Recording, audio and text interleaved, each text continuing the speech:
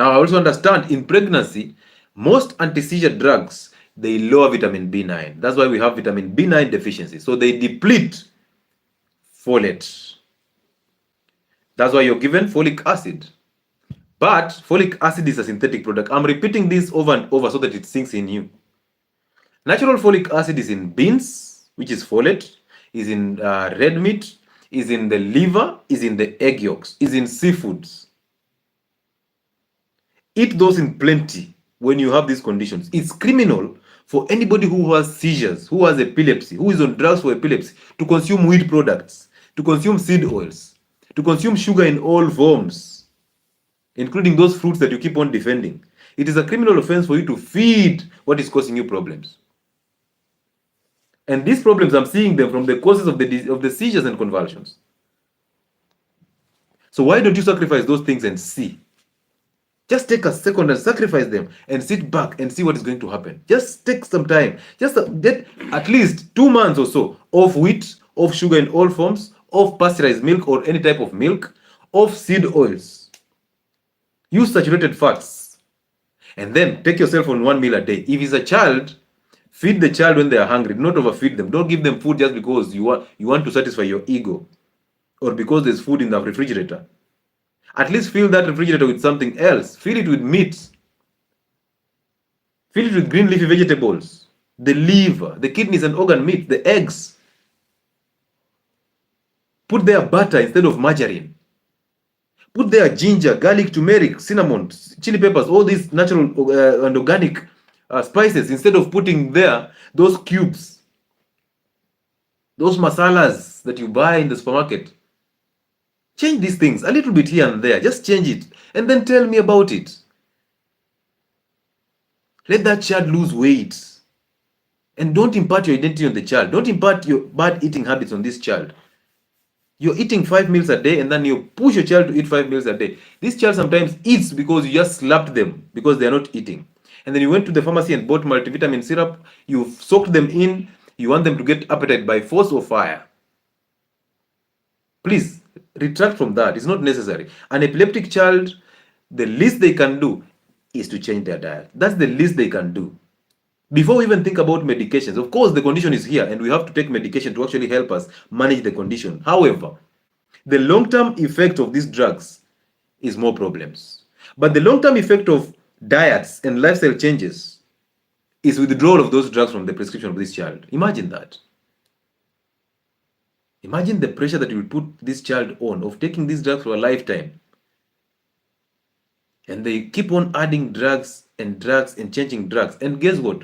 Pharmaceutical companies will come out with all this research revolving around epilepsy. And the beauty about them is they will still bring you a new drug with the same mode of action. A new drug, of course, very expensive. They will lie to you that it has limited side effects, but the mode of action is the same. So if you're bright, who is fooling who? Who is fooling who? Every time you're in hospital, imagine taking drugs for 3 months, giving your child to take them consistently for 3 months. These girls and boys are adding weight. We don't know where this weight is coming from. And you can see that epileptic guy in your area is super obese and looks like a zombie because of what drugs have done to them. Yes, 30,000 per month for treatment. Imagine. This is for drugs only. We've not done the review. We've not done the ECG. We've not done the... Imagine. So it's always a new drug after a new drug. But you see, I've already told you the mode of action is the same. Just going back and forth, back and forth. And you see, there's a time when you get to the seizures that are so bad, you will be given propofol. Propofol is an anesthetic agent. The one that killed that guy. That dancer of yours, that musician from America. Propofol, overdose of propofol. It's a drug to suppress seizures, but it's an anesthetic agent. So imagine you've done all these drugs. They've sedated you. You've gone beyond that. They've taken you into hypnosis. You've slept enough. It is not enough. They've taken you into now. They've lost you memory. It's not enough. And now they have to put you on medication for somebody who is preparing to go to theater.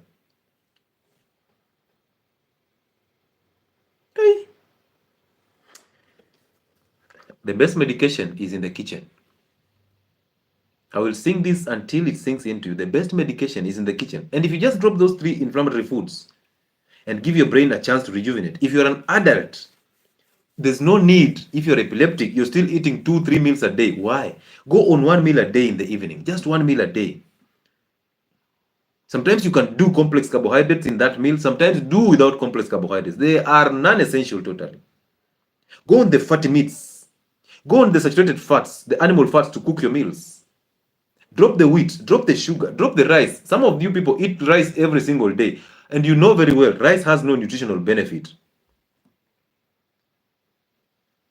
Exercise, walk barefoot, go and enjoy nature, enjoy fresh air, enjoy the sun. Gone are those days, and I don't know what happened to life.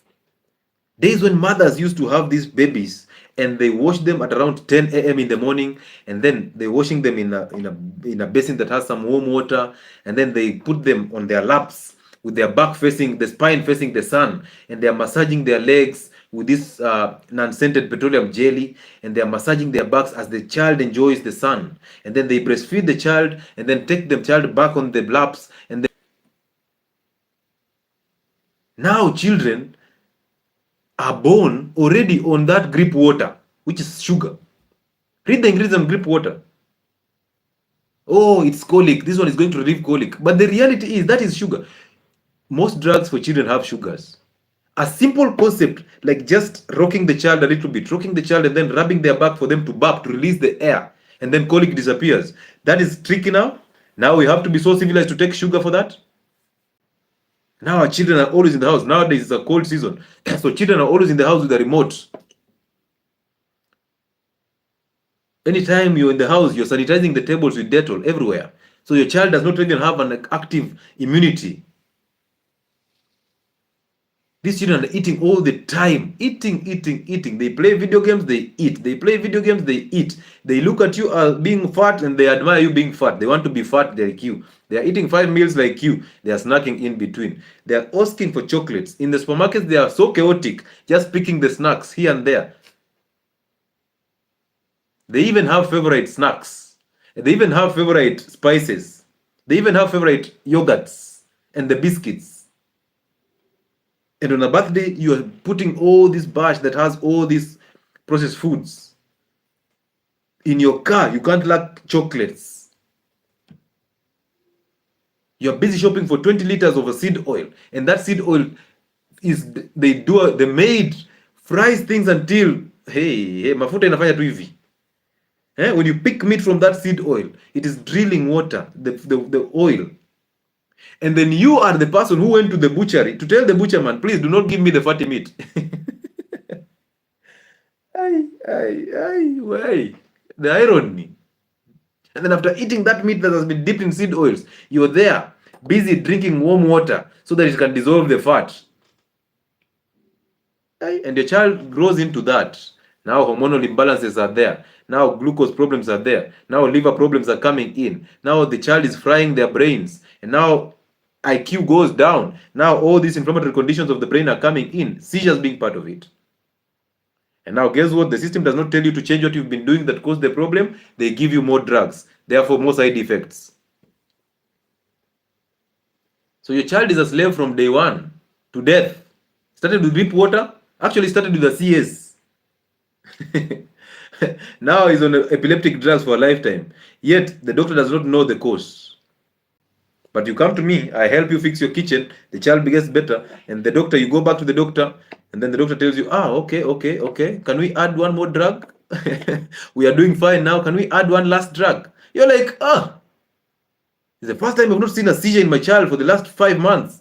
Why would we add a new drug, Daktari? No, you know this one can actually, they can just suppress and then come back. When they come back, they can be dangerous. So yes, you need to take that drug. Daktari, Mr. Neurologist, you can do better. You can do better. Good. So when these children have 0 seizures for about 6 months all the way to about 2 years, it's now time for us to withdraw the drugs. Why are we doing that? Because you cannot just withdraw these drugs once. Remember, the system is used to these drugs. Actually, for those of you who have used them for the longest period of time, your system is actually used to these drugs. So you cannot just stop them once. You need to taper them down in a slow and steady way. And once you taper them down and no seizure is coming in, we keep tapering them down and then we wheel them off slowly. And then the kitchen becomes so clear and becomes your savior for a lifetime. Because our aim here is to help you ease pain and suffering from that prescription. Those medications, the more the drugs from that prescription, the more the pain and the more the suffering.